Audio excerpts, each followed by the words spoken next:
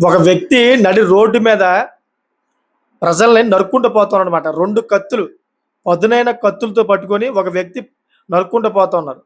ఇలా నరుక్కుంటూ పోతా ఉంటుంటే జనాలు చూసి ఇదేంటిది పిచ్చోల్లా ఉన్నాడు. ఇలాగా జనాల్ని పొడుస్తూ ఉన్నాడు, కరుస్తూ నరుకుతా ఉన్నాడు. ఇదేంట్రా బాబు అని చెప్పేసి ఏమన్నా రియాక్ట్ అయ్యి అక్కడున్న పోలీసులందరూ కూడా అతన్ని పట్టుకోవడానికి ప్రయత్నం చేసి పట్టుకున్నారు కూడా. పట్టుకున్న తర్వాత ఆ వ్యక్తి ఎవరైతే ఉన్నారో ఆ వ్యక్తి చెప్పిన కారణాలు వింటే గనక 100% మీరు షాక్ అయిపోతారు. అసలు ఆ వ్యక్తి ఇలాగా ప్రజల్ని చంపడానికి కారణం ఏంటి? అంతేకాకుండా ఆ ప్రజల్ని చంపడానికి ప్రధాన కారణం చెప్పాడు కదా! ఆ విషయాలు దాని వెనకాల ఉన్న అసలు ఉద్దేశ్యం ఏంటి అనే విషయాలు ప్రతీది కూడా మీకు చెప్తాను. ఇదంతా కూడా ఎక్కడ జరిగింది కూడా విషయాలు మీకు చెప్తాను. పూర్తిగా చూడండి వీడియో. మీకు క్లారిటీ వస్తదన్నమాట. మీకు పూర్తిగా చూస్తేనే మీకు క్లారిటీ వస్తది. చాలా కీలకమైన అంశాలున్నాయి. ఎందుకంటే దీని వెనకాల చాలా పెద్ద అర్థమే ఉందన్నమాట. ఆ వ్యక్తి చంపేసిన తర్వాత అంతేకాకుండా ఎవరైతే పోలీసులున్నారో పోలీసులు పట్టుకున్న తర్వాత తన మెడ మీద కాలు పెట్టి తొక్కి, "ఎందుకు నువ్వు ఈ పని చేసావు" అడిగితే చాలా పెద్ద కారణం చెప్పాడు. అందరూ కూడా షాక్ గురైపోయారు. ఇదేంట్రా ఇంత దారుణంగా ఉన్నాడని చెప్పేసి. అసలు ఏం జరిగిందంటే, ఒక వ్యక్తి ప్రజల మధ్యకి తిరుగుతున్నాడనమాట. అది ఒక సిటీ. ఆ సిటీలో తిరుగుతా ఉన్నాడు. అతని దగ్గర పెద్ద పెద్ద కత్తులు, పదునటి కత్తులోటి 2 ఉన్నాయి.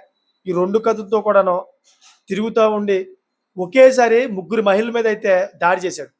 ఒకేసారి తెగ నరుక్కుంటూ పోయాడనమాట ముగ్గురు మహిళలు గూడా.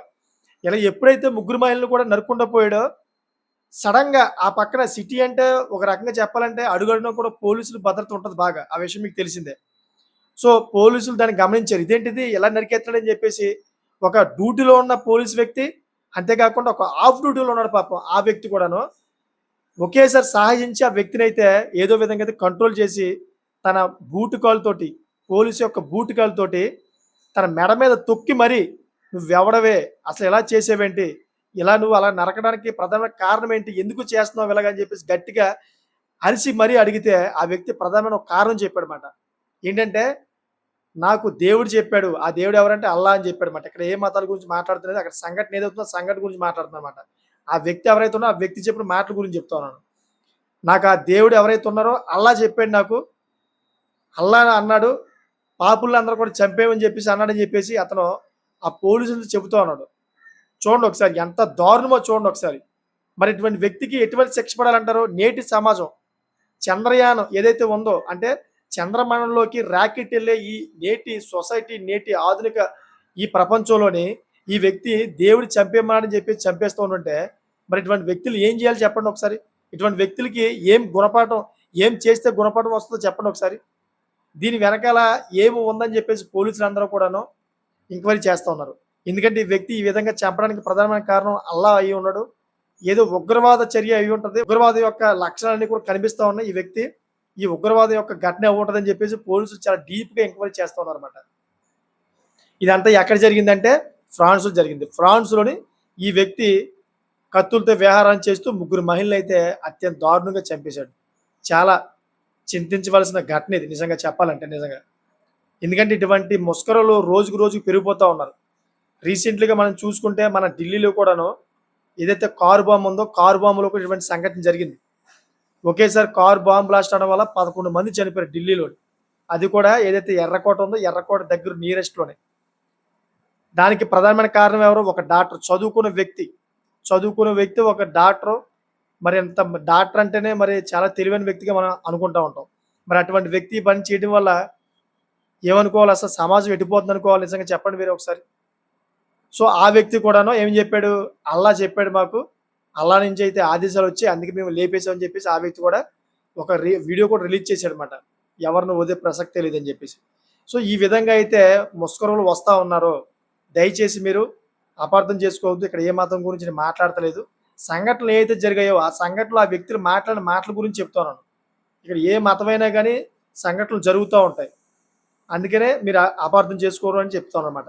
సో, ప్రజలందరికీ ఇంకో ముఖ్యమైన విషయం ఏంటంటే, మీరు బయటికెళ్ళినప్పుడు చాలా జాగ్రత్తగా ఉండండి. ఎందుకంటే అపరిచిత వ్యక్తులు ఎప్పుడు ఎలా మారిపోతున్నారో తెలీదు. చెప్పలేం. మీ దగ్గర బంగారం ఉందని జెప్పేసి మీ మీద కన్ను వేసి, మిమ్మల్ని ఒక గంట నుంచి అబ్జర్వ్ చేసి, ఎవరు లేని పక్షాన్ని మీ మెడలో ఉన్నటువంటి బంగారం లాక్కెళ్ళిపోవచ్చు. లేదా మీరు అడ్డు తిరిగితే గనక అప్పటికప్పుడు మిమ్మల్ని చంపే ప్రయత్నాలు చేయొచ్చు. అంతేకాకుండా ఏదైతే ఢిల్లీలోని ఈ విధంగా బ్లాస్ట్ అయింది కదా! ఈ విధంగా అయితే చాలామంది ప్లానింగ్ కూడా చేయొచ్చు. చెప్పలేం. ఎందుకంటే ఇప్పుడు ఫ్రాన్స్‌లో జరిగింది కదా! కత్తి పట్టుకొని విహార చేస్తూ ముగ్గురు మహిళలనైతే తెగ నరికి చంపేశారు కదా! ఈ విధంగా కూడా జరగవచ్చు. అందుకనే బయటికెళ్ళేటప్పుడు అత్యంత ఎలర్ట్‌గా ఉండాలన్నమాట. చాలా జాగ్రత్తగా ఉండాలన్నమాట. వ్యక్తులు నిజంగా మన వైపు వస్తున్నారా ఏంటని చెప్పేసి పక్క వ్యక్తులు కూడా మీరు గమనిస్తా ఉండాలి. నడుస్తున్నప్పుడు కూడాను కొంచెం డిస్టెన్స్‌లో చూస్తా ఉండాలి. ఎవరైనా మన మీదకి వచ్చేస్తున్నారా ఏంటని చెప్పి చూసుకుంటూ వెళ్ళాలన్నమాట. మీరు ఆదమరిచి ఉంటే గనక సిటీలో ఏంటంటే చాలామంది ఎక్కువ ప్రజలుంటారు. నిత్యావసర పనుల కోసం తిరుగుతా ఉంటారు. చాలామంది షాపింగ్ కోసం వస్తూ ఉంటారు. చాలామంది ఉద్యోగ రీత్యా అయితే చాలా బిజీగా ఎళ్తా ఉంటారు. చాలా నెగ్లిజెన్స్‌గా తిరుగుతూ ఉంటారన్నమాట. ఇటువంటి భద్రతా ప్రమాణాలు ఏవి కూడా పాటించరు. ఎవరైనా మన మీదకి వచ్చేస్తున్నారా? లేకపోతే దొంగతనం చేస్తానికి వస్తున్నారా? ఏదైనా వస్తువు పట్టుకెళ్ళిపోవడానికి వస్తున్నారా? అని చెప్పేసి ఏమి ఆలోచన ఉండదన్నమాట. ఏదైనా బాంబ్ బ్లాస్ట్ అయినా ఏదైనా చేస్తున్నారా? ఇటువంటి జనాలమయంగా తిరగకూడదు. ఏదైనా ప్లాన్ చేస్తే గనక పెద్ద బాంబ్ బ్లాస్ట్ అయితే గనక మనం కూడా చనిపోతాం. చాలా జాగ్రత్తగా ఉండాలని చెప్పి చాలామంది అనుకోరు. చాలా నెగ్లిజెన్సీగా ఉంటారన్నమాట. ఇలా నెగ్లిజెన్సీగా ఉండడం వల్లే ఇటువంటియన్నీ జరుగుతా ఉంటాయి. మీరు ముందుగానే పసిగట్టారనుకోండి, ఏదైతే జనాలు ఎక్కువ గుమిగూడుతా ఉన్నారనుకోండి, అక్కడ ఇమ్మీడియేట్‌లీగా మీరేం చేయాలి? అక్కడి నుంచి ఎళ్ళిపోవాలన్నమాట. ఎక్కువ అవాయిడ్ చేయండి. ఎక్కువ మంది జనాలు కూడిపోవడం ఇది కరెక్ట్ కాదు. ముష్కరులు ఎవరైతే ఉంటారో అటువంటి ప్రదేశాలనే ఎంచుకుంటారన్నమాట. ఎక్కువ మంది జనాలు ఎక్కడైతే మూగిపోతారో అక్కడ పెడతారు బాంబు. అంతేకాకుండా ఇప్పుడు ఫ్రాన్స్‌లో ఏదైతే జరిగిందో, ఈ వ్యక్తి కత్తి పట్టుకొని ముగ్గురు మహిళలను నరికాడని చెప్పాను కదా! ఇటువంటి వ్యక్తులు కూడాను ఎక్కువ మంది ప్రజలు ఎక్కడైతే గుమిగూడుతా ఉంటారో అటువంటి ప్రదేశాలనే ఎంచుకుంటా ఉంటారన్నమాట. సో, ఇప్పుడు ఫ్రాన్స్‌లో కూడా అదే జరిగింది. ఎక్కువ మంది జనాలున్న ఏరియా చూసుకొని చక అయితే నరుక్కుంటూ పోయాడు. అక్కడ పోలీస్ అధికారులు ఉన్నారు గాబట్టి, ఇద్దరు వ్యక్తులు ఉన్నారు గాబట్టి, ఆ వ్యక్తిని కంట్రోల్ చేశారు. వాళ్ళ దగ్గర ఉన్నటువంటి పిస్టల్ గట్టా చూపించి చంపేస్తాం.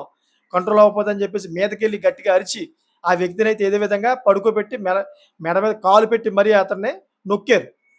లేకపోతే గనక ఆ వ్యక్తి లొంగుతాడా చెప్పండి ఒకసారి? ఆ ప్రాంతంలో ఒకవేళ పోలీస్ వ్యక్తులు ఎవరైనా లేకపోతే గనక ముగ్గురు ప్లేస్‌లో నాకు తెలిసిన మటుకైతే 30 మంది దాకా చంపేస్తాడు. చెప్పలేం.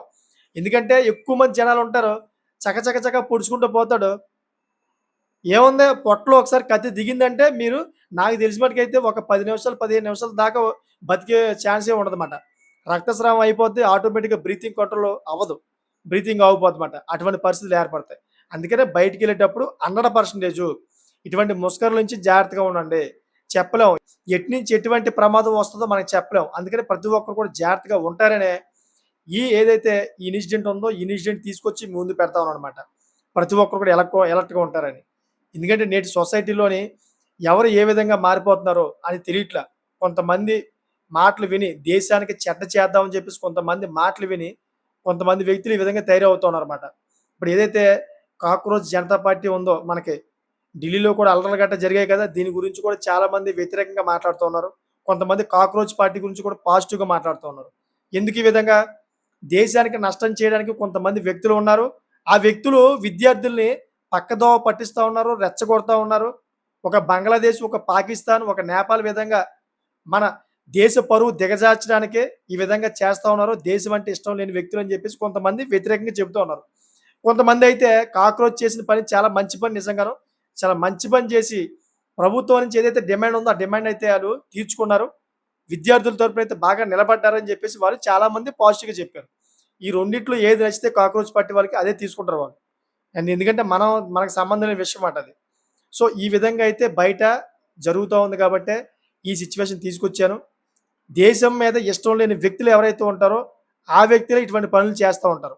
అందుకనే మనం 100% దీని మీద అవగాహన పెంచుకొని బయటికెళ్ళేటప్పుడు చాలా జాగ్రత్తగా ఉండాలి.